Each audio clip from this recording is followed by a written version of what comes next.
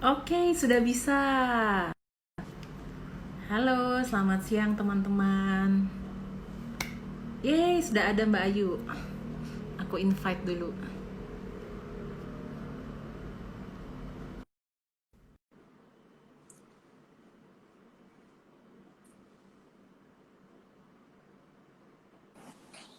Hai Halo, Nas, Mbak.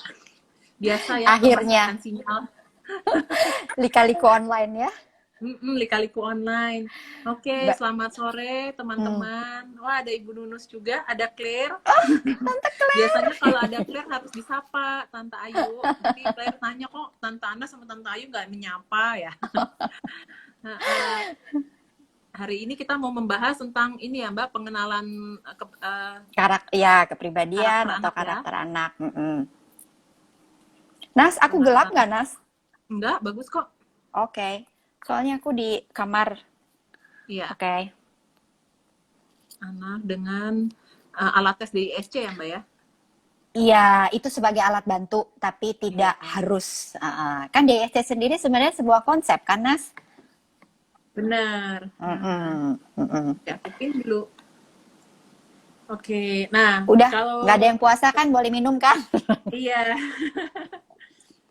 kalau teman-teman yang mengikuti live Instagram saya sama Mbak Ayu di minggu-minggu yang sebelumnya, 2 minggu lalu ya kalau nggak salah, itu kita Mm-mm. lagi membahas tentang healing trauma, terus pendekatan Mbak Flower, terus bagaimana Yes. memahami koneksi tubuh dengan emosi. Nah hari ini Mm-mm. Mbak Ayu datang dengan kebisaannya, ekspertisnya di hal yang lain.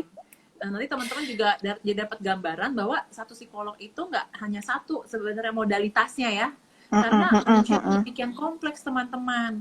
Jadi kalau kita cuma punya satu cara doang, rasanya kurang lengkap gitu ya. Mm-mm.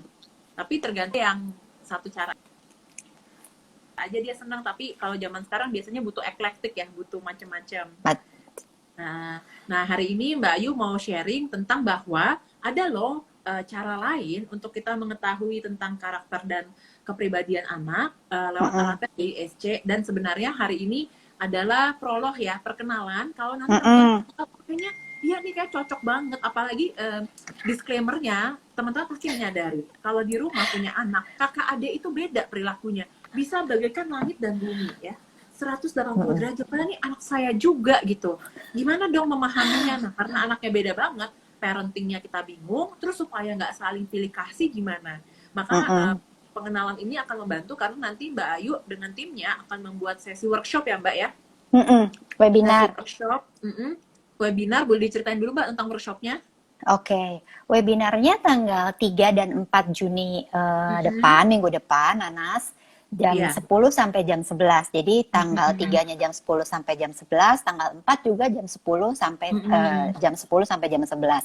Kenapa dibikin sejam-sejam? Supaya orang nggak capek, Nas, Iya. ngadepin screen terus kan. Sementara materinya cukup banyak yang perlu disampaikan. Jadi akhirnya dibagi dua, 1 jam di tanggal 3, 1 jam di tanggal 4.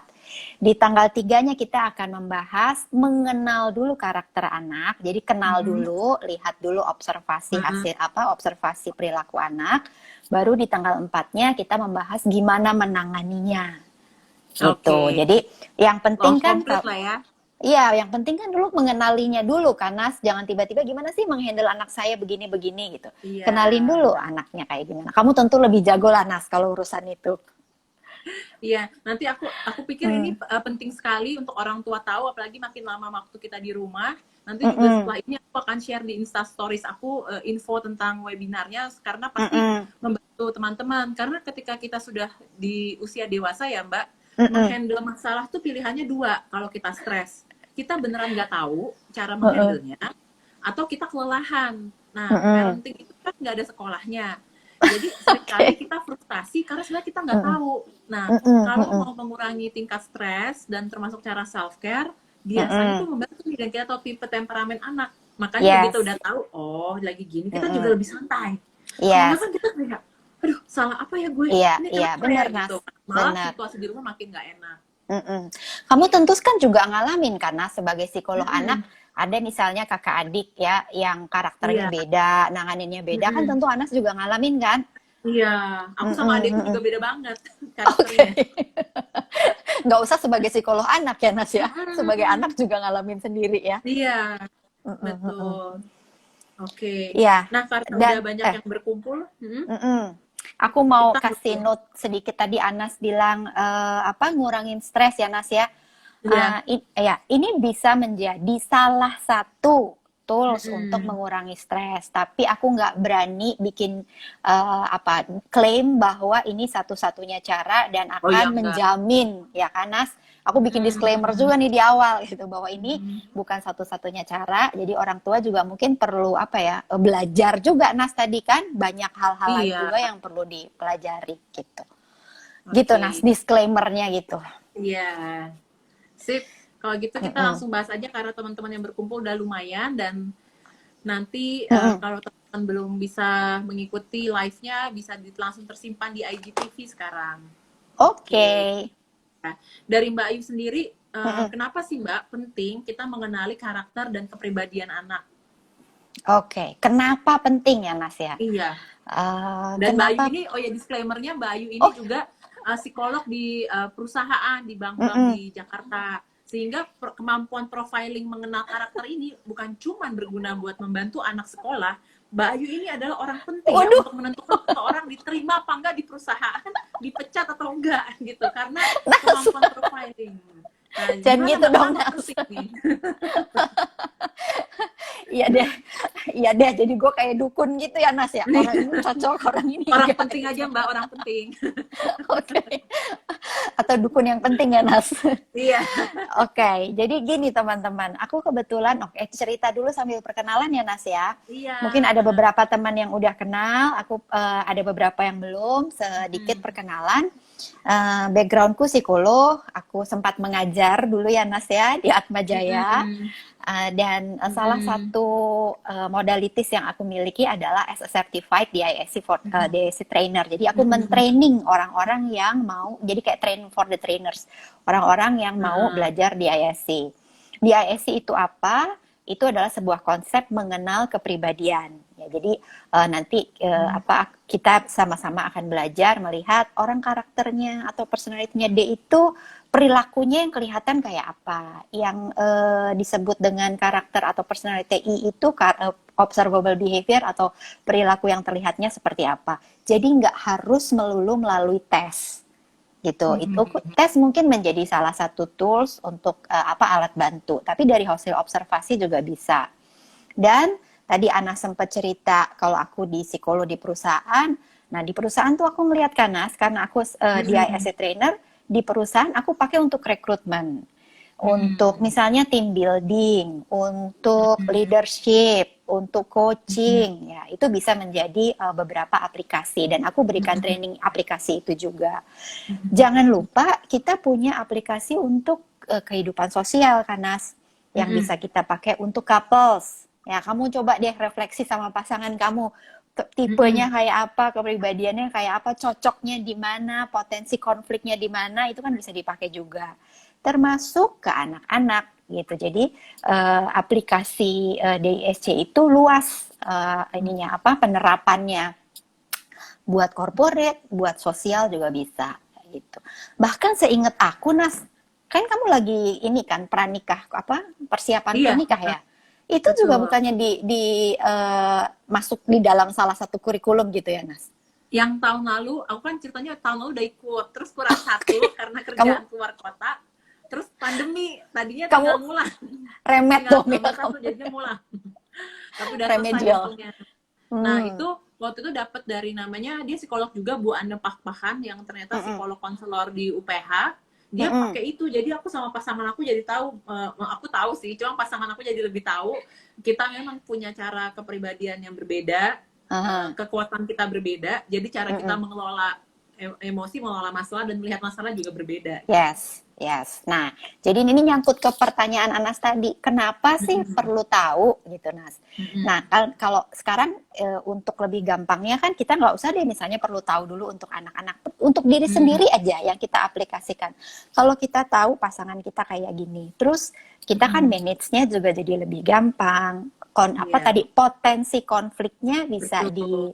diantisipasi, bisa diminimize sehingga ya mungkin bisa dibilang less stress gitu ya Nas ya, Iya. meskipun nggak mungkin mengurangi 100%, tapi paling nggak kita bisa manage ekspektasi kita gitu sih Nas. Soalnya kan gini Nas, kalau kita bicara stres dalam tanda kutip ya, itu kan pemenuhan antara ekspektasi kita dengan harapan, gitu nggak? Kalau ekspektasinya segini, harapannya segini, ya ini gapnya banyak.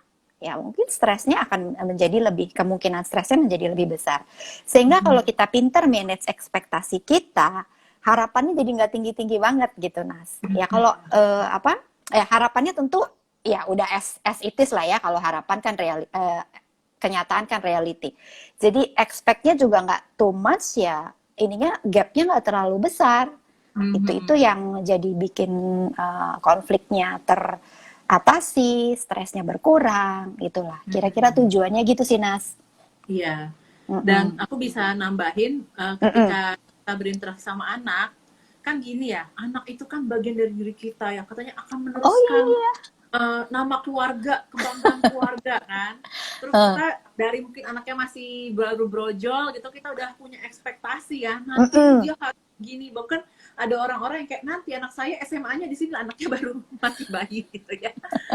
Atau anaknya harus nerusin usaha keluarga gitu kan. Mm-mm. Mm-mm. Jadi Mm-mm. yang tadi Mbak Ayu bilang bahwa Mm-mm. kita mudah stres kalau ekspektasi sama realitanya itu jauh banget, Mm-mm. makanya Mm-mm. ngurusin anak kita bisa lebih gampang stres karena Yes. ekspektasi kita sama realita anaknya itu berbeda. Nah, Yes. biasanya ketika kita lebih kenal anak, kita itu Mm-mm. jadi lebih tahu realitas si anak ini tuh apa, Yes. sehingga kita bisa nyesuaiin ekspektasi kita.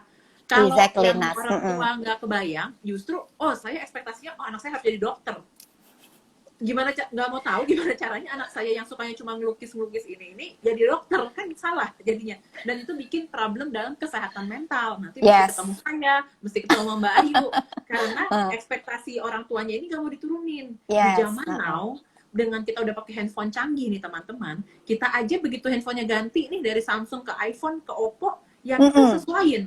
Masa kita enggak, saya dulu handphone Nokia, jadi ya saya caranya pakai enggak ya, kita nyesuaiin sama handphonenya. Ya, Kalau ya. enggak nanti Mm-mm. handphonenya nggak berguna dong, nggak berfungsi sebagaimana Mm-mm. mestinya.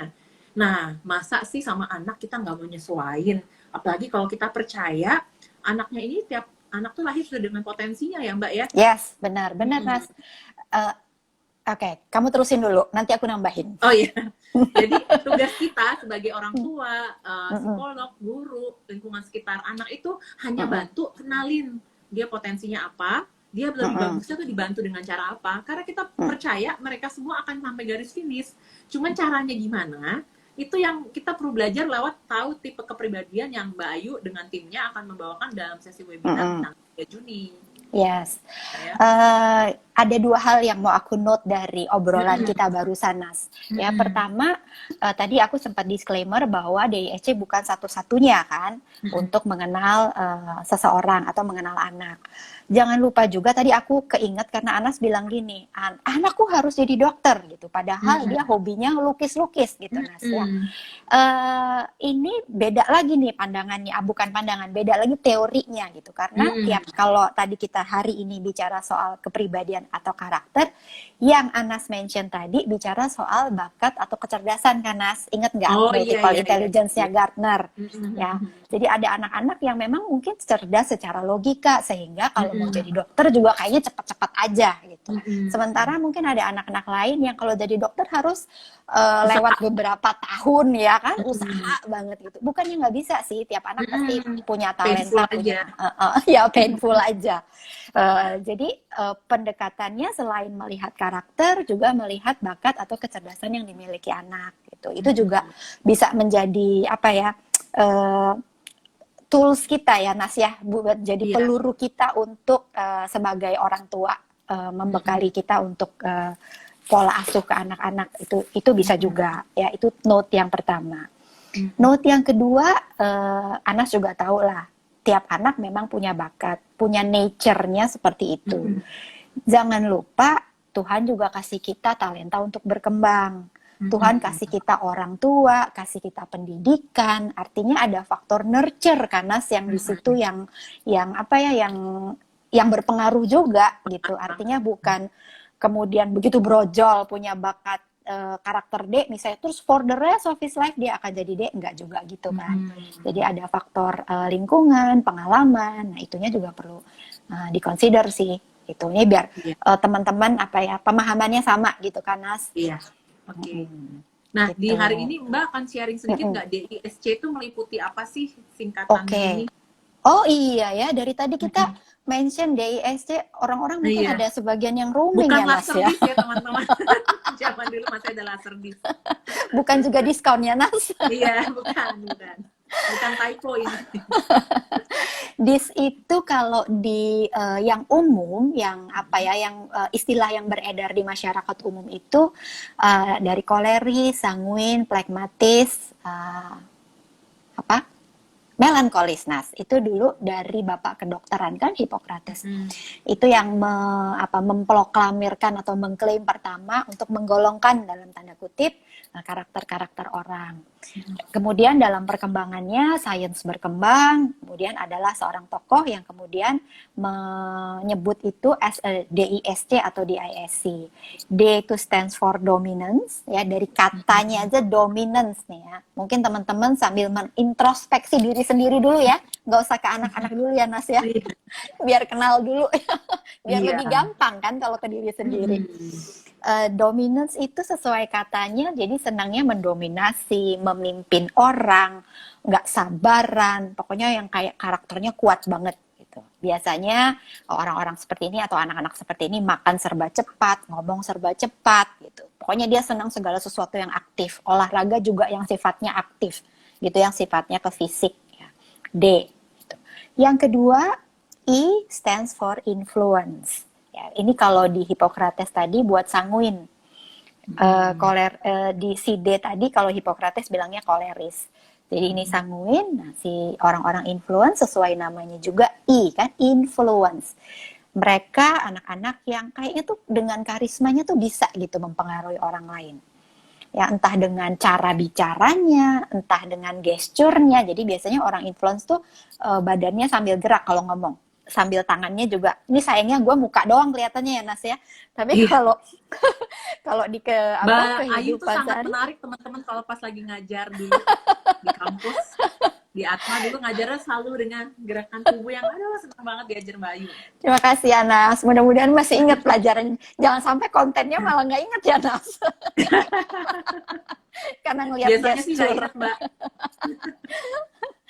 Oke, nah jadi tadi itu yang kedua, influence tuh orang-orang yang orangnya ceria ya. Kalau anak-anak tuh gampang ketemu orang, gampang deket misalnya. Itu tadi yang aku bilang nggak perlu anak tuh dites-tes banget. Sebenarnya kalau orang tuanya cukup jeli untuk mengobservasi, mereka juga bisa mengenali itu gitu. Dan dengan waktu yang begitu lama ini selama WFH, saya pikir kita punya banyak waktu ya Nas ya untuk mengobservasi gitu.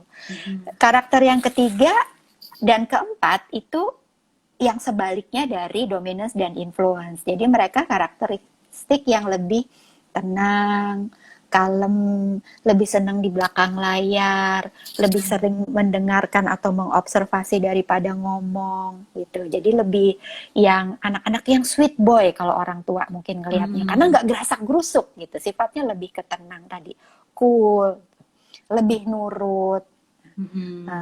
Itu yang di dua karakter S dan C. Terus bedanya apa? S itu lebih nanti banyak kalau ketemu orang temennya itu aja, tapi solid banget gitu. Orang yang C lebih ke planning, detail, perfeksionis. Kalau pulang sekolah sepatunya ditaruh di rak, bukunya dijejer rapi, mejanya bersih, clean gitu kayak. Bukan saya pasti. Ya, hal-hal semacam itulah ya, yang lebih sifatnya disiplin nih. Itu tuh anak-anak saya itu disiplin, belajar udah tahu jam sekian, deadline-nya hari Jumat, kalau perlu hari Rabu udah diselesain gitu. Yang lebih ke disiplin. Jadi kalau anak-anak sekolah biasanya tuh orang tua tuh lebih senang anak-anak yang si, biasanya ya, nggak selalu. Lebih senang anak yang si karena di usia itu mereka tadi disiplin belajar, terus permainannya itu bukan yang sifat fisik aktif, tapi lebih yang mental. Jadi kayak Mikir ya. catur, sudoku gitu.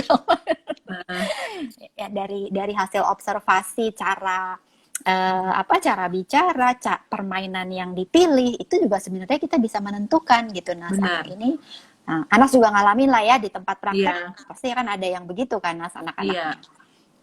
Itu sih yang sepintas yang bisa aku ceritakan. Dan dalam diri setiap anak akan ada kombinasinya tuh. Ya, dan nggak hanya anak lah, di kita juga lah, Nas. Ya, empat-empatnya pasti ada dalam diri kita. Prosentasinya aja yang lebih besar yang mana. Iya. Gitu. Oke. Ini Anas Nah, lagi, oke. nulis ya. Jadi sebenarnya kalau tadi teman-teman baca dan sudah mulai ada yang mengeluarkan emoticon tertawa, mungkin ngerasa oh saya kayak begini ya. Gue banget gitu ya, Nas. Tapi kalau teman-teman sadar dan mulai paham bahwa tugasnya alat tes psikologi itu bukan cuma profiling, tapi ngebantu kita develop diri kita menjadi lebih baik Betul. lagi. Kan kalau cuma oh ya saya emang orangnya pemalu lah, buat apa gitu. Tapi kan oh saya orangnya itu nggak terlalu suka tampil, tapi saya dibutuhkan. Gimana cara saya latihan yang cocok sama tipe saya gitu. Yes, Itu ya, Mbak ya. yes, benar, Nas. Aku sering bilang ke teman-teman nih, para orang tua, 3A's, 3A, accept, aware, ya aware dulu, accept, adapt. Gitu. Jadi 3A-nya itu yang juga perlu diperhatikan. Setelah dia aware anaknya seperti itu, di accept. Jadi gue nggak mau punya anak profilnya D nggak bisa diatur misalnya. Gue mau tukar tambah aja kan nggak gitu kan ya, Nas. Jadi Bisa. jadi harus diterima gitu. Setelah aware, di accept dan di adapt. Adapt tuh artinya mengarahkan anak, mengoptimalkan kemampuan mereka, kelebihan kekurangannya gitu. Karena kan nggak ada yang lebih, nggak ada yang lebih baik, nggak ada yang lebih jelek kan, Nas. Semua pasti ada plus suka minus. kebawa mindset hitam putih sih, Mbak, ya nggak? Sistem pendidikan kita di Indonesia terutama ya, kecuali teman-teman yang udah pendidikan di luar negeri, kita di sini terlalu dikotomi, mana yang favorable, mana yang enggak. Seakan-akan kalau orang yang pendiam itu tuh lebih bagus daripada yang aktif. Nggak juga kan, tergantung konteksnya. Makanya kalau teman-teman suka ngobrol sama orang-orang di bidang psikologi pasti sering banget dikasih jawaban tergantung. Bagus nggak ini ya? Tergantung dipakai di mana, buat konteks kayak gimana. Iya. Jadi, iya. Jadi kita penting ya untuk tahu itu ya. Kamu lagi pilek? Enggak, ini kayaknya ada debu kayaknya jadi gatul. Oke. Punya crab apple? Kok jadi ngomongin itu ya, Nas? Iya. Nanti saya cari. Silakan diambil dulu. Iya, ayo saya ambil.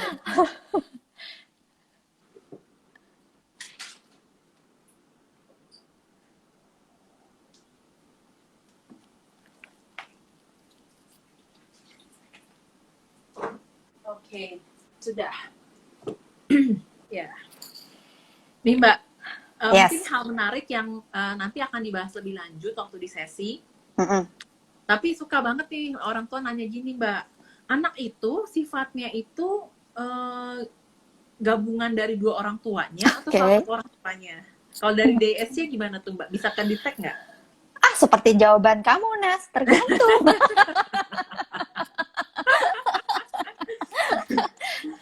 Bisa ya, bisa enggak, Nas. Jadi gini, tentu kamu juga tahu ya dari kecil sebenarnya tadi kan ya sudah membawa karakter bawaan. Contoh, ada seorang anak yang anaknya ini sangat ceria, ya sangat gampang ketemu orang. Kalau meskipun misalnya 2 tahun gitu, ketemu orang baru tuh atau ketemu anak baru tuh yang langsung dipeluk, langsung kayaknya pernah kan ketemu anak-anak yang ngobrol meskipun belum bisa ngomong, tapi kayak yang ngobrol, ya kayak udah kenal gitu. Nah, orang tuanya misalnya orang tua yang penuh kecemasan, sehingga anaknya nggak boleh ketemu orang, anaknya dikekep di rumah, anaknya jadi overprotective misalnya. Jadi nggak berkembang kan, Nas? gitu. Dan jadi nanti jadi artinya bakat yang mungkin dibawa dari orang tuanya tadi nggak berkembang, jadinya dia akan melihat enggak, anak gue nggak kayak gue kok gitu ya, karena itu tadi gitu, karena anak itu nggak dikasih kesempatan untuk berkembang. Jadi sepertinya tidak membawa bakat orang tuanya, tapi mungkin aja dia sebenarnya membawa gitu. Kejawab ya Nas ya. Jadi apakah bisa ada pengaruh dari bapak ibunya? Yes and no gitu. Dan udah ada pertanyaan masuk dari Mbak Diana Nane ini. Kak mau tanya, misalnya nih di diri kita dari DESC ini keempat-empatnya ada. Nah biasanya juga gitu ya. Yes. Gimana ya? Silahkan Mbak Ayu. Pasti Nas, pasti nih. Siapa yang nanya tadi ya? Kak mau tanya, Mbak Diana. Nah, gitu ya. Pasti ada empat-empatnya. Ya, aku jawab itu pasti ada empat-empatnya. Yang berbeda prosentasinya. Ya, dilihat aja prosentasinya. Iya, mungkin ada. Ini teman-teman kalau mau googling di Google banyak kok alat tes DISC yang free. Ya, itu banyak bisa dicoba. Nanti dilihat aja yang dominan misalnya 2 atau 3 tertinggi, yang mana itu bisa dilihat di situ. Gitu. Atau kalau mau ikut webinar kami di minggu depan, untuk anak-anak, tapi ya anak-anaknya akan kami berikan kuesioner Nas gitu sebelum pre-webinar diberikan kuesioner supaya orang tuanya juga kira-kira tahulah gambaran anaknya kayak apa. Itu sih. Dan tapi kalau nggak mau aku ikut, lumayan banyak kok. Lumayan ekonomis teman-teman harganya. Karena itu juga sesi yang sama kalau teman-teman mendapatkan cara mengasuh anak dengan karakter dengan psikolog one on one, karena ini webinar jadi harganya lebih ekonomis, tapi karena ada alat tesnya teman-teman bisa dipakai spesifik untuk anaknya. Karena itu yang aku suka bilang Mbak Ayu, kan maksudnya ini lagi zaman internet, banyak artikel tentang parenting, tapi kenapa suka nggak works buat anak kita, biasanya tuh kita belum bener-bener tahu anak kita tipe yang mana. Misalnya semua anak harus berani, sudah jadi berani lah, dia tipenya tadi yang butuh pelan-pelan, berarti kan nggak bisa sama anak yang kayak tuh ada teman mama mau kenalan nggak tuh udah jalan, kan beda dong sama anak yang timid-timid, itu kan kita pendekatannya berbeda. Ngomongin itu tadi Nas, beda dong sama anak yang lain, kok kamu nggak bisa kayak dia misalnya. Ada loh anak-anak yang justru nggak mau dibandingin, tapi ada yang justru dia bisa gitu ya, berarti aku juga bisa. Ada juga yang kayak gitu kan. Jadi itu tadi sih ada yang perlu diketahui lah tentang karakter anak. Aku jadi ingat ini Nas, kalau ini kita ngobrol di corporate ya, karena ini kan teman-teman juga mungkin banyak yang kerja juga. Sales itu loh Nas, metrep obat itu loh yang promosi ke dokter-dokter ya.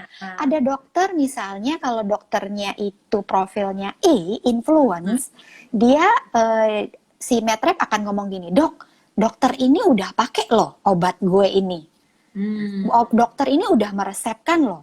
Nah dokter influence akan iya ya, dia udah pakai ya, berarti gue juga perlu pakai ini, karena dia kan butuh acceptance tuh, orang influence tuh butuh social recognition. Jadi kalau dia pakai, gue juga pakai. Gitu. Tapi kalau dia ngomong begitu, si metrep ini ngomongnya ke dokter yang profilnya dokter profil itu butuh diyakinkan dengan data, dengan research. Nah, lu mau ngomong dokter siapa pakai juga I don't care. Gitu. Tapi yang penting research lo mana nih tentang obat ini. Gitu. Jadi artinya tadi ya, pendekatannya harus berbeda ke masing-masing orang, termasuk ke anak gitu, karena motif tuh dorongan ya Nas ya, yang melandasi seorang berperilaku itu beda-beda gitu, karena mungkin ada yang social recognition, ada yang for perfectionist gitu. Nah, itu yang perlu diketahui sih. Jawab ya Mas ya. Dan teman-teman jadi bisa kebayang bahwa akhirnya kalau kita menyesuaikan cara pendekatan kita, tujuan kita jadi tercapai. Kalau tadi kayak ceritanya Mbak Ayu kan, tujuannya itu adalah supaya orang itu mau beli atau mau bayar gitu ya. Tapi cara yang kita pakai berbeda-beda. Sehingga sama seperti anak, misalnya kita pengen anak kita tuh gampang disuruh makan, disuruh mandi, disuruh belajar. Tapi caranya berbeda. Anak yang mungkin tipenya influence itu kayak, mama seneng deh kalau kamu hari ini mengerjakan lebih cepat. Oke mama, dia bisa cucu jalan gitu. Kalau anak yang tipe C digituin, itu kan mama aja. Aku nggak apa-apa, mama sedih gitu, kayak mamanya lapar. Mama aja gitu ya. Iya gitu. Jadi itu terjadi gitu. Dan tadi kalau Mbak bicara soal bersama pasangan itu juga aku kerasa banget Mbak, karena aku juga I-nya lumayan tinggi. Jadi itu kalau orang ngapain aku dia lakuin ini menarik ya kayaknya, nggak tertarik, dia lebih tipenya yang C.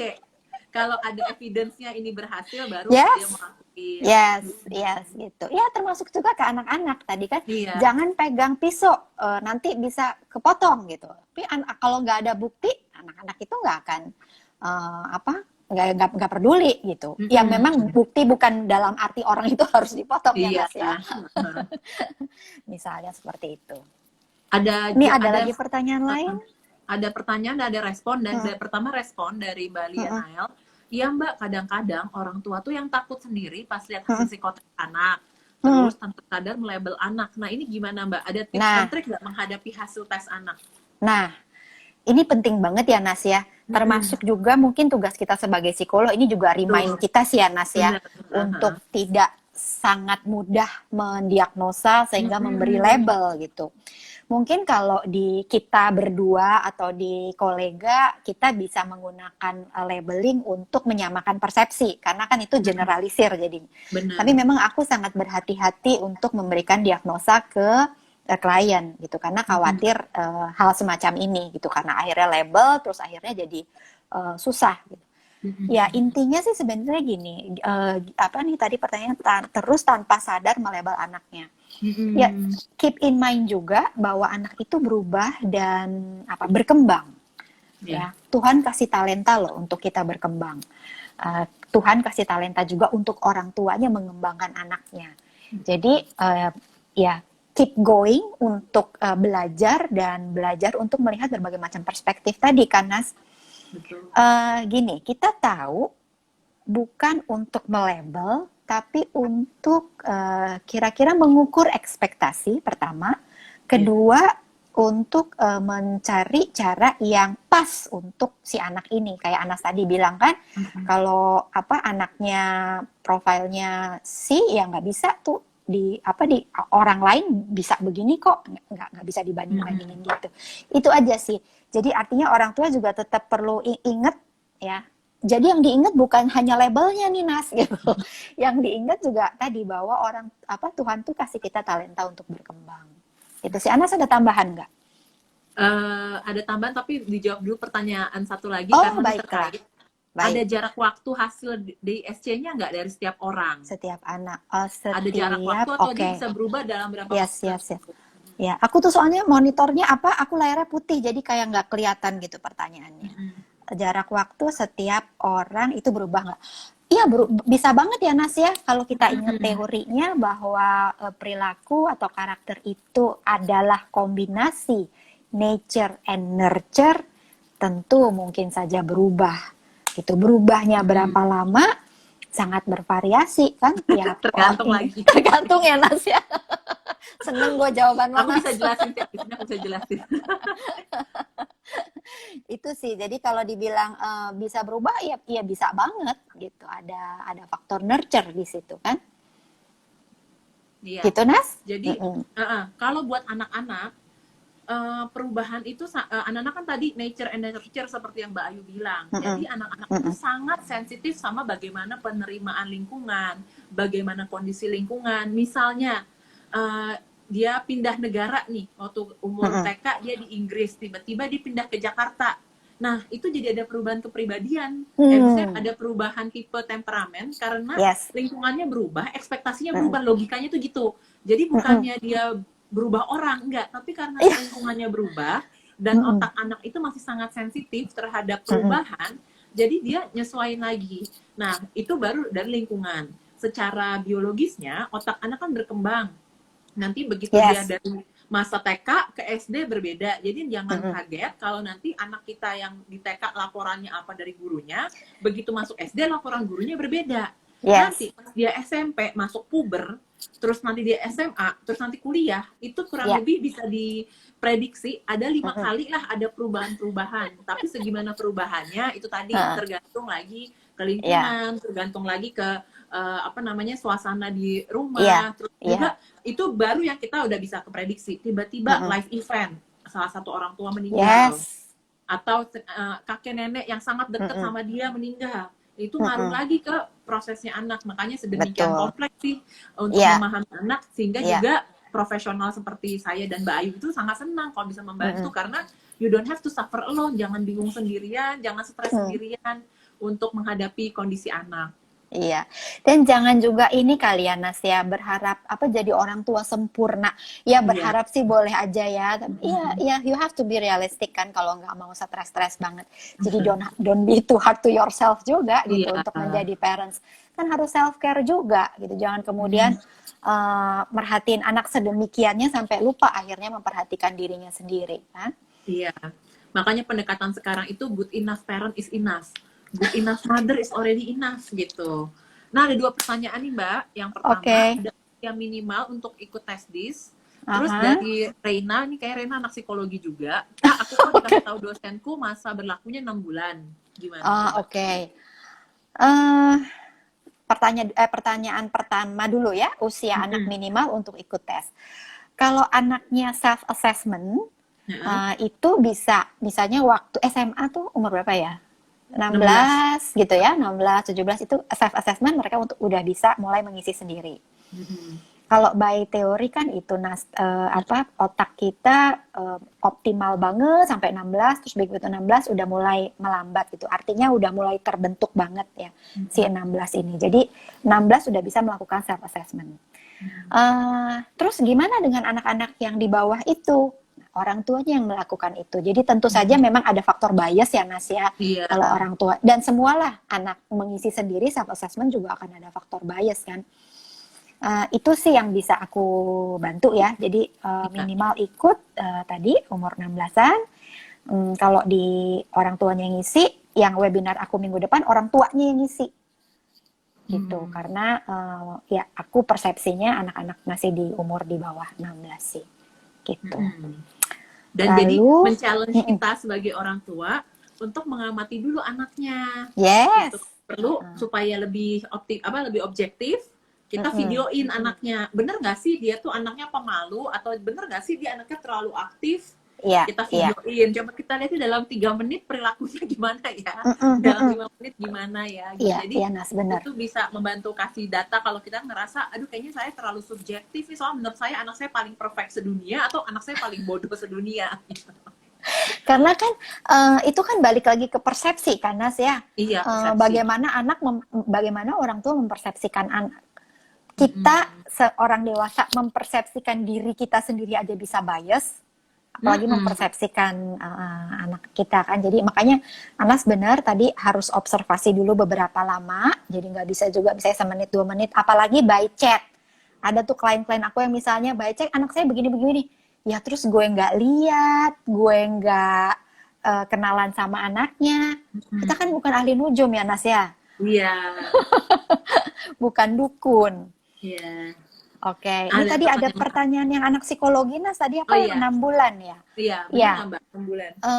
Gini, by teori bahkan jadi gini, alat tes DISC itu kan juga ada macam-macam kan Nas? Iya. Ya, providernya macam-macam. Jadi ya tergantung si provider ini ngeklaimnya berapa lama gitu. Bisa aja nggak usah 6 bulan, let's say 3 bulan misalnya. Terus Anas bilang tadi ada live event yang bikin traumatik misalnya, itu juga udah bisa berubah kok. Iya.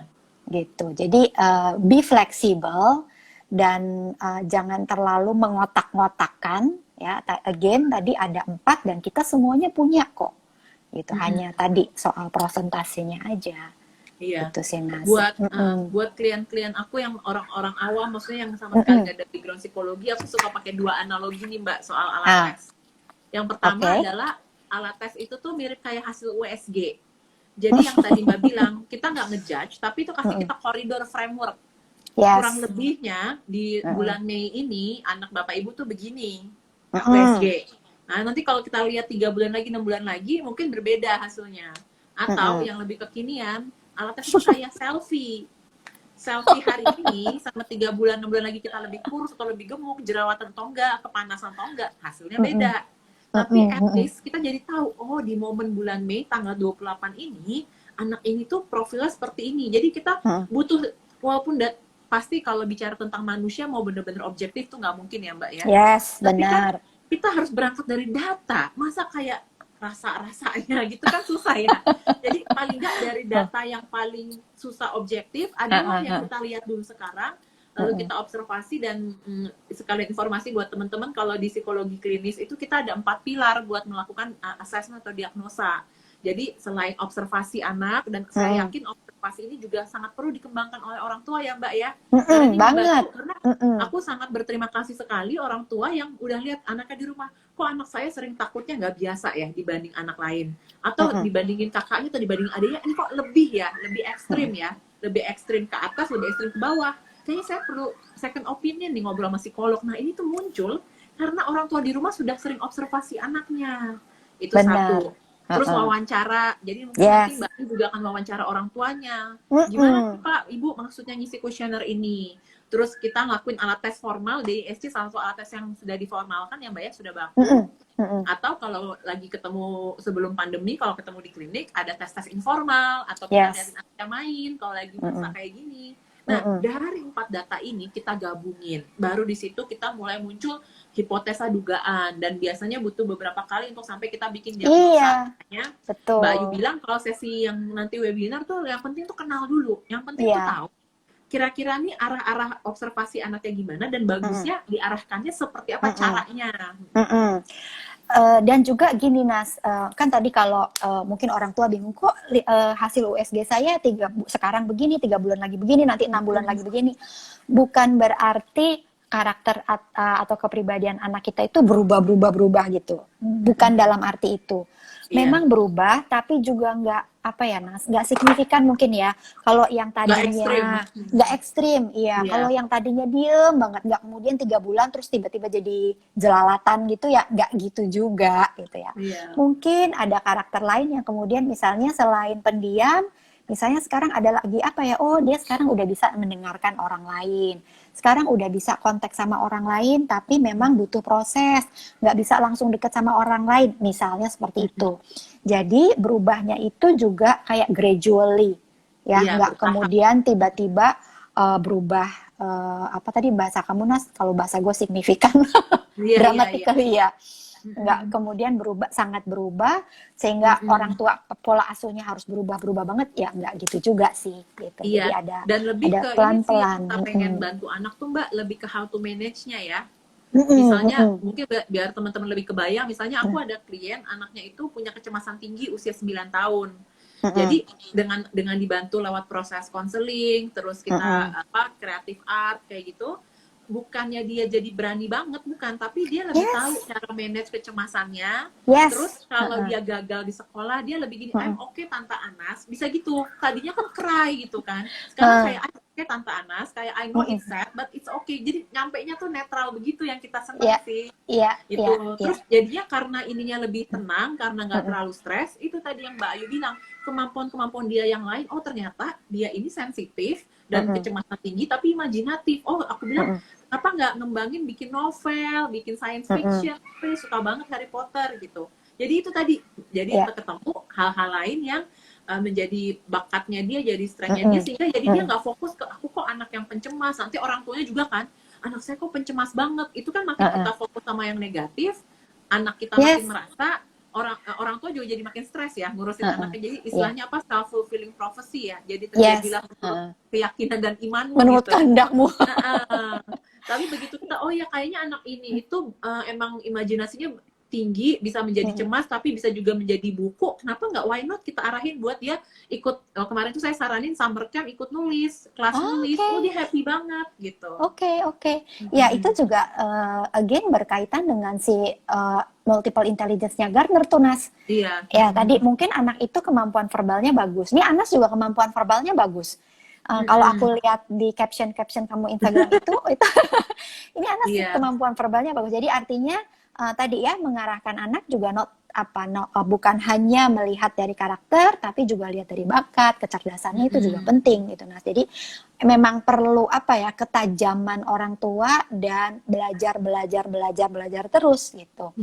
Nas, aku jadi ingat itu diskusi kita beberapa minggu yang lalu soal Windows of Tolerance itu loh Nas. Kan sebenarnya kan stresnya atau anaknya seperti itu kan nggak bisa dihindari ya Mas ya. Yang Betul. perlu kita lakukan adalah memperbesar toleransi kita terhadap anak.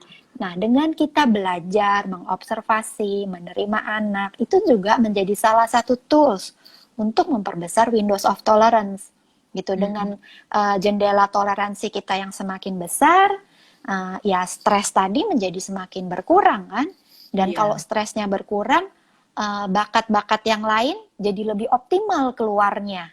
Iya. Kayak gitu kali nyambungnya Nas ya. Benar. Masih berkaitan dengan diskusi Iya. kita beberapa minggu lalu. Nah, sejalan nih ada pertanyaan dari Mbak Nina Kristina. Mbak, kalau dari SD sampai SMA karakternya berubah-berubah, bagaimana cara kita mengembangkan bakatnya? Apakah bisa dimulai sejak dini? Ini kayaknya pertanyaan 1000 umat ya, sejuta umat bertanya. Oh, cukup mewakili dong. Mengetahui bakat anak sejak dini, terus gimana cara memfasilitasi bakat anak? Gimana Mbak? Menurut Mbak Ayu? Oke, aku perlu meluruskan dulu ini pertanyaannya ya, dan materi yang kita bahas hari ini. Hari ini kita bahas dua hal nih Nas, sepertinya ya, kalau sambil juga melihat pertanyaan Mbak Nina. Pertama soal karakter. Karakter tadi kan soal sifat ya. Orang umum bilangnya sifat lah, orangnya cepet, orangnya nggak sabaran, orangnya senang mimpin, atau orangnya pemalu gitu. Jadi yang kita bicarakan lebih ke sifat. Nah, kalau bicara cara mengembangkan bakat, ini sambil menyamakan persepsi. Kalau di persepsi aku, mengembangkan bakat, ini kita bicara bakat yang si Howard Gardner tadi, Nas.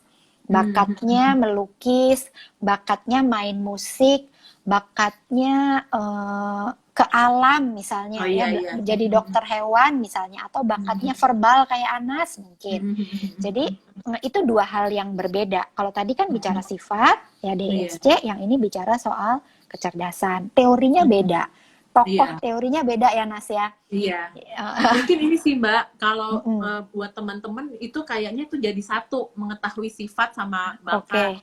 Dan mungkin dulu-dulu udah sering ngetren tuh seminar-seminar atau yang banyak reach out ke teman-teman itu lebih banyak ke bakat gitu. Dan mungkin tadi awalnya aku ngasih contohnya lebih ke bakat, tapi yang DISC ini sebenarnya tuh dia melihatnya lebih ke sifat ya Mbak ya? Yes, iya. Tapi kalau mau menjawab, apakah bisa dimulai sejak dini? Bisa banget, Nas. Mengembangkan bakat itu kan ya, Nas ya.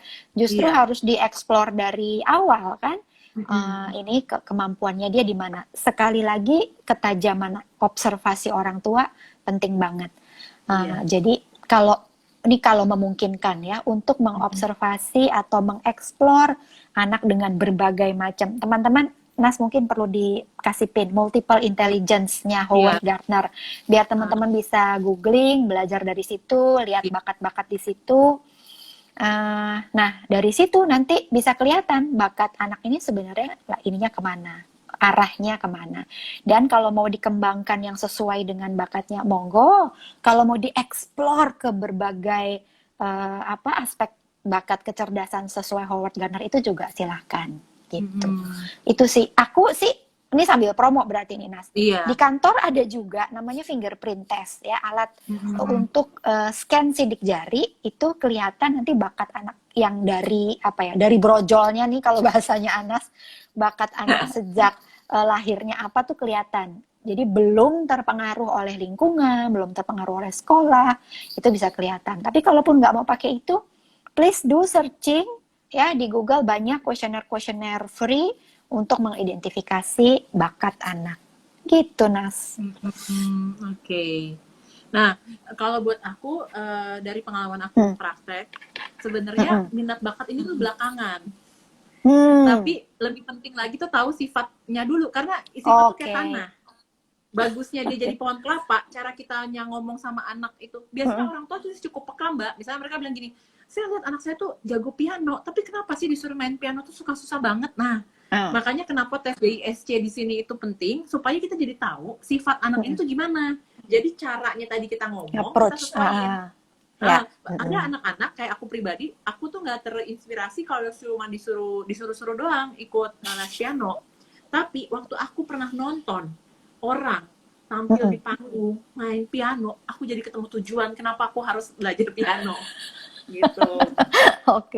Jadi itu kan masuk ke cara ya. Jadi dengan mengetahui DISC, harapan aku sih orang tua di rumah itu jadi tahu anak saya ini sifatnya tuh seperti apa, seperti softwarenya. Kalau kayak komputer atau laptop, softwarenya dia tuh tipe yang gimana, jadi mau kembangin kayak apa, ngikutin cara ini.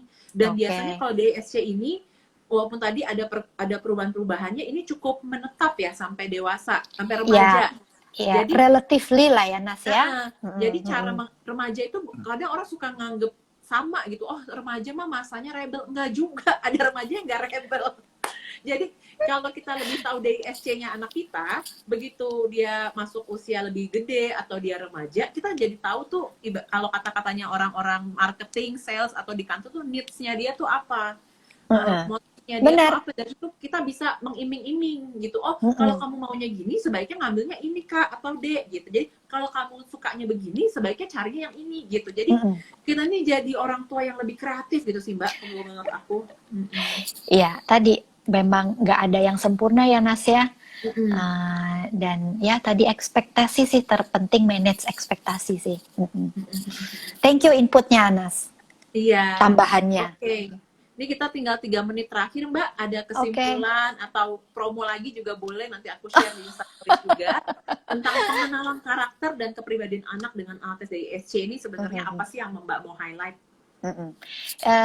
Yang mau aku highlight lebih kepada mengoptimalkan masing-masing karakter ya. Jadi bukan mengubah, tapi memang menjadikan mereka anak yang tumbuh sesuai dengan karakternya, dan yang tumbuh itu sesuatu yang positif gitu, bukan yang negatifnya yang keluar. Kan tiap profil pasti ada kelebihan kekurangan. Yang dioptimalkan adalah kelebihannya. Itu sih Nas. Itu yang mau aku highlight. Dengan kita tahu, kita bisa manage ekspektasi, sehingga juga bisa bikin less stress buat orang tuanya.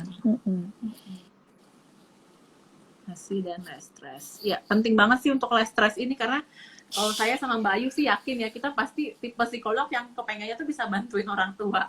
Kalau orang tua abis ketemu psikolog, saya jadi makin pusing nih ngedidik ke anak. Kita tuh sedih kalau kita pribadi tipe yang gak kepengen kayak gitu ya Mbak. Pengennya memudahkan. Kalau ada cara yang membuat orang tua lebih paham, lebih ngerti, bisa lebih happy, lebih enjoy untuk berinteraksi dan mengasuh anaknya yang mungkin ini perjalanan masih 20-an tahun gitu ya. Kenapa enggak? Karena itu kita saling mentransfer energi ya Mbak ya. Yes. Ya, semua juga inginnya begitu kan Nas? Semua psikolog ingin membantu. Oke. Itu aja kali Nas. Sama-sama Nas. Makasih juga Mbak Ayu. Nanti aku boleh ikutan nggak tuh webinarnya? Sok! Ya, supaya aku bisa belajarnya juga dan juga jadi bisa sharing ke orang tua. Dan tadi juga ada teman-teman yang nanya apakah di save videonya, aku save supaya teman-teman bisa mendengarkan lagi. Terima kasih semua. Bye. Stay safe semua ya Nas. Thank you. Sama-sama. Bye.